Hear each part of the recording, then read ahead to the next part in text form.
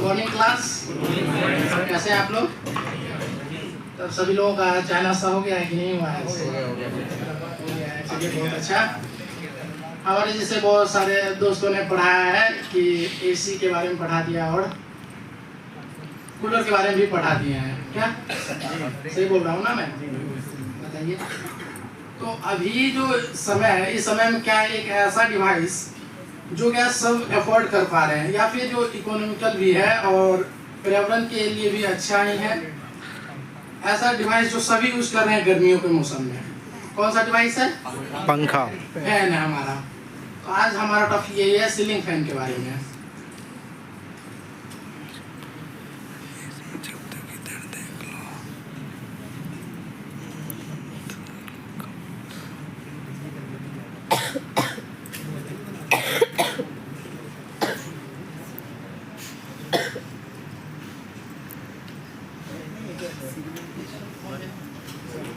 Motor है जिसके द्वारा हम लोग क्या करते हैं, ब्लेड्स को रोटेट कराते हैं और ब्लेड्स जब रोटेट होता है तो हमारा एयर फ्लो क्या होता है, बनता है, जिसके कारण हमें क्या होती है, हवा लगती है। ये हमारा क्या है, सीलिंग फैन। सबसे पहले क्या था कि सीलिंग फैन बहुत पहले था, क्या इस तरह से इलेक्ट्रिकली डायरेक्ट आ गया होगा? क्या आपको लगता है कि एक फैन बना और डायरेक्ट इलेक्ट्रिकल से चलने लगा? तो ऐसा नहीं था। हुआ कि शुरुआत में तो सबसे पहले जैसे हम लोग जानते हैं कि पहले क्या था कि पत्थर के द्वारा उसको असेंबल करके हवा के लिए जुगाड़ किया गया था। उसके बाद धीरे धीरे इन्वेंशन होते गया। तो फिर 1882 ईस्वी में एक थे हमारे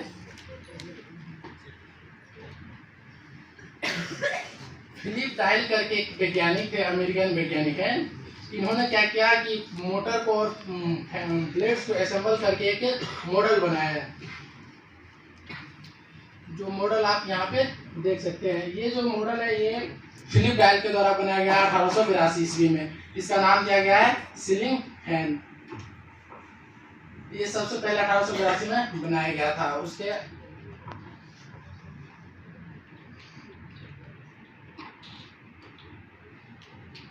इस चैप्टर सीलिंग फैन के इस चैप्टर में हम देखेंगे सबसे पहले इंट्रोडक्शन जो हमने अभी किया है, उसके बाद देखेंगे पार्ट्स, फिर सर्किट डायग्राम और कॉमन जो प्रॉब्लम्स होते हैं सीलिंग फैन में या कोई भी पंखे में, उसके बारे में देखेंगे, फिर समराइज करेंगे और क्वेश्चनिंग करेंगे। ठीक है। तो सबसे पहले इंट्रोडक्शन जैसा कि अभी था क्या कि सबसे पहले पंखा जो था पत्ते के रूप में था, उसको असेंबल करके हवा के लिए बनाया गया है, फ्लो के लिए। उसके बाद फिर इन्वेंशन होते होते फिर फिलिप डायल ने 1882 ईस्वी में क्या किया, उसको एक मोटर से कनेक्ट करके ब्लेड को और इस डिजाइन को वो बनाए थे और फिर उनको इलेक्ट्रिसिटी से सबसे पहले चलाए थे। जब द्वितीय विश्व युद्ध का समय था उस टाइम तक ये जो हमारा मॉडल है बहुत ही ज़्यादा प्रचलित हो गया था। अभी हम लोग के यहाँ तो नॉर्मली हर एक के घर में ये देखने को मिलता ही है। ठीक है। लेकिन नॉर्मल सा दिखने वाला इस पंखा को अभी हम लोग देखते हैं कि हम लगभग में जो इलेक्ट्रीशियन है या नहीं है, सभी लोग क्या करते हैं आज के समय में पंखा को इंस्टॉल करना, रिपेयर करना नॉर्मली सभी लोग जानते हैं। लेकिन क्या आपने गौर किया है इस पंखे में सिर्फ हम लोग जो ऊपर से देख रहे उतना ही चीज़ नहीं है, इसमें बहुत सारे पार्ट्स हैं। अगर आप इस चीज़ को ध्यान दिए होंगे कभी, इसमें हर एक बहुत सारे कंपोनेंट्स छोटे छोटे लगे हुए हैं। उन कंपोनेंट्स के बारे में हम लोग देखते हैं। जैसे देखिए सबसे ऊपर में क्या होता है, हमारा नट रहता है। ठीक है। उसके नीचे रहता है हैंगर क्लैंप, जिसके द्वारा हम लोग क्या करते हैं, हैंग करते हैं, सीलिंग फैन को ऊपर में लटकाते हैं। ठीक है। उसके बाद बोल्ट और नट, उसके नीचे भी एक बोल्ट और नट को हम लोग लगाते हैं। फिर एक देखिए यहाँ पे लिखा हुआ है लेफ्ट साइड में बॉटम कैनोपी। बॉटम कैनोपी क्या होता है कि वो कैपेसिटर जो वहाँ पे लगा हुआ होता है ना, और कुछ वायरिंग्स भी वहाँ पे कनेक्शन रहता है, वो सभी को ढकने के लिए हम लोग क्या करते हैं, बॉटम कैनोपी का यूज करते हैं। उसके नीचे फिर से जो रॉड होता है उसको हैंग करने के लिए हैंगर क्लैंप्स लगे होते हैं। और वहीं पे जो बॉटम कैनोपी जिसको ढकता है उसको बोलते हैं कैपेसिटर। वहीं पे स्पिंडल भी होता है। राइट साइड में हम लोग जैसे देखें तो सबसे टॉप में जो भी नट लगाएंगे हो सकता है वो जो पंखा चल रहा है वो वाइब्रेट करता है, हिलते रहता है, तो नट्स भी वहाँ से क्या हो सकता है धीरे धीरे रोटेट करके वाइब्रेट करके निकल जाएगा या ढीला हो जाएगा। इस चीज़ से बचने के लिए हम लोग क्या करते हैं, वहाँ पे स्प्लिट पिन लगाते हैं। स्प्लिट पिन क्या होता है कि जो सिंपल पिन होता है, जैसे लड़कियों लोग जैसे बाल में लगाते हैं ना क्लिप, उसी टाइप का होता है। इसमें सिंपली क्या होता है, जो नट होता है उसके आगे लगाना होता है और लगा के हम उस स्प्लिट पिन को फैला देते हैं, जिससे नट हमारा क्या हो जाता है, बाहर नहीं आता है। ठीक है, उसका वहाँ पे हम लोग क्या करते थे कि कोई भी जो लोहा का वस्तु होता है वो क्या होता है समय के साथ घर्षण के कारण वो कटते जाता है, उसका क्या होता है मटेरियल स्ट्रेंथ कम हो जाता है। इस चीज़ से बचने के लिए हम लोग वहाँ पे क्या करते हैं रबर का यूज कर लेते हैं। वो रबर जब रहता है क्या होता है ज़्यादा दिन तक वो लास्टिंग करता है और गिरने का खतरा थोड़ा कम हो जाता है। ठीक है, टूट के गिरने का। तो टॉप कैनोपी क्या है, ऊपर में जो भी हम ऊपर में ताम झाम किए हैं, ऊपर से कनेक्शन किए हैं, उस चीज़ को ढकने के लिए हम लोग क्या करते हैं टॉप कैनोपी का प्रयोग करते हैं। ठीक है, और जो हम लोग पंखा लगाएंगे डायरेक्ट अगर लगाएंगे क्या होगा हमारा सीलिंग में ही टच करने लगेगा। इससे बचने के लिए हम लोग क्या करते हैं डाउन रोड का यूज करते हैं। अगर आपका छत का हाइट बहुत ज़्यादा है और पंखा आप तो चाहते हैं थोड़ा नीचे लगाने के लिए, तो इस डाउन रोड का हाइट आप लेंथ बड़ा कर सकते हैं। ठीक है, लंबाई आप ज़्यादा बड़ा रख सकते हैं। इसके नीचे आता है नट और बोल्ट, जैसे ऊपर में होता है उसी तरह डाउन रोड को भी कनेक्ट करने के लिए होता है। फैन ब्लेड फिक्सिंग, वहाँ पे जो ब्लेड होता है और जो आगे का साइज दोनों को फिक्स करने के लिए स्क्रू का प्रयोग करते हैं। ठीक है, ये हमारा हो गया जो एक्सटर्नल पार्ट्स जो हम लोग बाहर से सभी लोग देख पाते हैं। ठीक है, और अब हम लोग इसका इंटरनल कुछ देखते हैं क्या क्या रहता है, जो नॉर्मली अगर इलेक्ट्रिशियन नहीं है तो नहीं खोले में नहीं देख पाए हमने इस चीज़ को। जैसे देखिए ये हमारा फैन का क्या है आंतरिक संरचना है, इसके अंदर में क्या क्या होता है वो हम देखें। सबसे पहले देखते हैं यहाँ पे क्या हमारा दिखाया गया है। फैन में ब्लेड्स में देखिए क्या है रिवर ब्लेड डिजाइन, वहाँ पे डिजाइन एक अलग सा बना हुआ होता है वो जो बाहर से दिखता ही है। ठीक है, उधर देखिए क्या लिखा हुआ डबल, राइट साइड में अगर हम लोग देख रहे हैं वहाँ पे अगर हम लोग देख पा रहे हैं तो क्या लिखा हुआ है डबल बॉल बेयरिंग। ये जो रोटेट करने के लिए हम लोग इसका प्रयोग करते हैं। इससे क्या होता है घर्षण कम होता है। यहाँ पे क्या है हाई ग्रेड कॉपर वाइंडिंग, ये जो हमारा क्या है कॉपर वाइंडिंग है।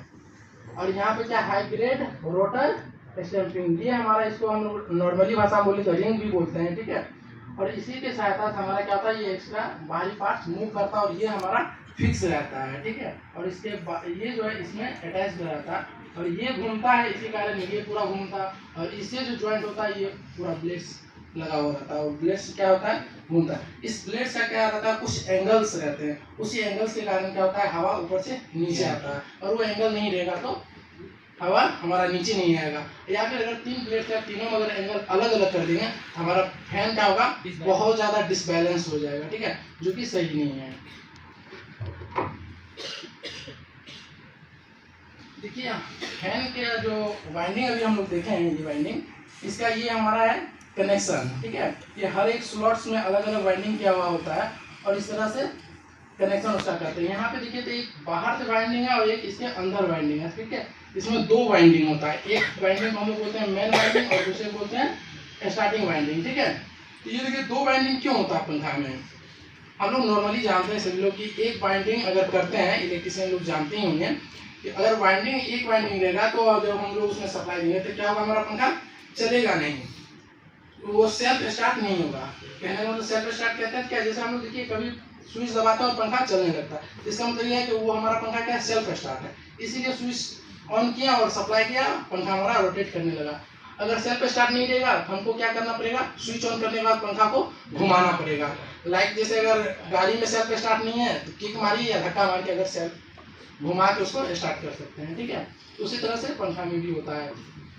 हम लोग क्या करते हैं यहाँ पे दो वाइंडिंग्स होता है, दोनों वाइंडिंग्स में हम लोग फेज को स्प्लिट करके, स्प्लिट कहने का मतलब एक ही फेज को हम लोग क्या करते हैं दो भागों में बांट देते हैं ताकि दो फेज अंदर में बन जाता है। अब फेज के स्प्लिट कैसे करते हैं हम लोग कैपेसिटर के द्वारा करते हैं। एक कैपेसिटर लेके एक स्टार्टिंग वाइंडिंग के सीरीज में यहाँ पर कैपेसिटर लगाते हैं और यहाँ पर भी आप देख पा रहे होंगे यहाँ पे देखिए अंदर में जो है स्टार्टिंग कॉइल है, इसके सीरीज में हम लोग कैपेसिटर लगाते हैं और रनिंग वाइंडिंग को हम लोग बिना कैपेसिटर के जोड़ते हैं। ठीक है, और इसमें क्या करते हैं फेज दे देते हैं और जो दूसरा सिरा होता है उसको कॉमन करके न्यूट्रल देते हैं। जैसे यहाँ पे भी आप देख सकते हैं यहाँ एक लाइन गया है और इसमें सीरीज में कैपेसिटर लगा हुआ है और इस दोनों का कॉमन पॉइंट से न्यूट्रल दे दिए हैं। ठीक है, तो इस तरह से हम लोग क्या करते हैं इसके अंदर वायरिंग करते हैं और इसमें क्या होता है जब हम सप्लाई दिए ये स्टार्टिंग वाइंडिंग क्या करता है फेज जब दो यहाँ पे फेज हो गया इसके कारण क्या होता है रोटेटिंग मैग्नेटिक फील्ड जनरेट होता है, जिसके कारण हमारा क्या होता है मोटर रोटेट करता है। मोटर जब रोटेट किया तो ब्लेड क्या होगा रोटेट होगा, ब्लेड रोटेट हुआ तो हवा हमें मिलेगी। ठीक है, ये चीजें होती है। अब देखिए सबसे नॉर्मली जितने भी लोग हैं सभी के घरों में अगर पंखा लाते हैं लगाते हैं तो क्या एक दिक्कतें आती है ना कि आप लोग क्या बोलते हैं ये शुरू में तो लाए थे नया में तो बहुत अच्छा हवा दे रहा था लेकिन साल भर हो गया है वो हवा नहीं कम दे रहा है या नहीं दे रहा है वो मजा नहीं रह गया है। इस समय क्या होता है कि हमारे देखिए कोई भी कैपेसिटर जो लगाते हैं उसका एक टाइम होता है, एक साल भर 2 साल में वो क्या होता है धीरे धीरे उसका पावर कम हो जाता है या उसकी क्षमता खराब होती है, वो थोड़ा कमजोर पड़ जाता है। इस चीज के कारण क्या होता है कि हमारा धीरे धीरे पंखा क्या होता है स्लो हो जाती है। तो ये सभी लोग फेस किए होंगे, ठीक है। इसके लिए हम लोग को क्या करना है, नॉर्मली कहीं पर भी मिस्त्री के पास या फिर किसी को बुलाने की जरूरत नहीं है। हम लोग सिंपली क्या करेंगे, ये 90 केस में यही प्रॉब्लम के कारण फैन हमारा स्लो हो जाता है। 10% केस ऐसे भी होते हैं जैसे कि बेयरिंग प्रॉब्लम के कारण भी फैन का स्पीड कम हो सकता है या वाइंडिंग में कुछ प्रॉब्लम होगा उसके कारण भी हो सकता है, वोल्टेज कम आ रहा तो भी हो सकता है। लेकिन 90% क्या होता है कि वोल्टेज सब कुछ सही है फिर भी फैन हमारा स्लो चल रहा है, तो इस कंडीशन में हम लोग का क्या होता है कैपेसिटर का खराब हो जाना, ठीक है। तो कैपेसिटर का खराब हो जाना होता है तो हम लोग वहाँ पे क्या करेंगे, नॉर्मली अगर देखें जैसे कोयलेस कैपेसिटर लगा हुआ है उस कैपेसिटर को हटाइए और दूसरा नया कैपेसिटर मार्केट से परचेज करके लगा दीजिए जहाँ जहाँ पे वो जुड़ा हुआ था। इस तरह से नॉर्मली हम लोग ऐसे कर सकते हैं, ठीक है। या फिर अगर पुराना कैपेसिटर है उसी के पैरेलल में एक और कैपेसिटर आप जोड़ सकते हैं। इससे क्या होगा, फैन का हमारा स्पीड बढ़ जाएगा, ठीक है। इस चीज को आप कर सकते हैं। हाँ, ये बात ध्यान रखिएगा कि अगर आपने ज्यादा स्पीड बढ़ाने के चक्कर में 2-3 कैपेसिटर जोड़ दिया तो आपकी पंखा जो है जल जाएगी, वाइंडिंग हमारा जल सकता है, ठीक है। अब देखिए हम लोग जो अभी पढ़ाई किए हैं, जो टॉपिक देखे इसमें सबसे पहले देखे थे इंट्रोडक्शन। क्या है कि पंखा है, क्या है, मोटर है, इलेक्ट्रिकल मशीन है जो हमारा क्या करता है ब्लेड्स को घुमा के हवा को नीचे देता है। इसका आविष्कार कब हुआ था, 1882 ईस्वी में किसके द्वारा हुआ है, डेनियल फिलिप्स डेनियल। उसके बाद हम लोग देखे थे सर्किट डायग्राम, इसमें क्या क्या होते हैं, मेन वाइंडिंग और ऑक्सिलरी वाइंडिंग या रनिंग वाइंडिंग मेन वाइंडिंग बोल सकते हैं, कोई दिक्कत नहीं है, ठीक है। स्टार्टिंग वाइंडिंग मेन वाइंडिंग भी बोल सकते हैं, स्टार्टिंग वाइंडिंग रनिंग वाइंडिंग भी बोल सकते हैं। कॉमन प्रॉब्लम्स यही होते हैं स्पीड रिलेटेड, ठीक है। अब हम लोग क्वेश्चंस देखते हैं इसमें। आप लोग क्वेश्चन का जवाब दीजिए। क्वेश्चन नंबर 1 है सीलिंग फैन का काम क्या होता है। सभी लोग बताइए, सो रहे हैं क्या। क्वेश्चन इसलिए इजी रखा गया कि दूसरे ट्रेड के लिए जो बच्चे उनको दिक्कत ना हो। ऑप्शन क्या है, ठीक है। क्वेश्चन नंबर 2, क्या सीलिंग फैन के मोटर का कौन सा कंपोनेंट एयर फ्लो को जनरेट करता है, ब्लेड्स, गुड। थर्ड क्वेश्चन है सीलिंग फैन का वोल्टेज रेटिंग क्या होता है, सी। नेक्स्ट क्वेश्चन है सीलिंग फैन का मोटर का क्या काम होता है, ऑप्शन कौन सा होगा, ए। चलिए ठीक है, बहुत अच्छा। आप लोग कोई डाउट्स हो तो आप पूछ सकते हैं सीलिंग फैन से रिलेटेड। सभी फैन नॉर्मली सेम नहीं होते हैं, सिर्फ कंस्ट्रक्शन थोड़ा अलग अलग हो जाता है, ठीक है। Thank you. आज का